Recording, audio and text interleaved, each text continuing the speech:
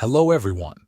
In this video, I will show you how to prepare and print checks in QuickBooks Online. First, sign in to your QuickBooks Online account. Once you are logged in, look for the New button in the top left corner of the screen. Click this button, then select Check from the menu. Next, choose the payee for the check. This could be a vendor, an employee, or a customer. After selecting the payee, pick the bank account that the money will be coming from. If you plan to print the check later from QuickBooks Online, make sure to check the box that says Print Later, or if you want, you can also print it directly from here. Now, enter the details of the check.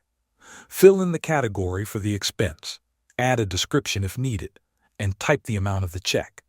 Double-check that all the information is correct. When you are done, click Save and close to save the check to your account. Once your checks are prepared, you can print them. Go back to the New button and select Print Checks. You will see a list of checks that are marked for printing. Select the account from which you are printing and enter the starting check number. Then, check the boxes for the specific checks you want to print. Click Preview and Print to make sure everything is aligned correctly and all information is correct. Review each check carefully. If everything looks right, click Print to send the checks to your printer. Thanks for watching.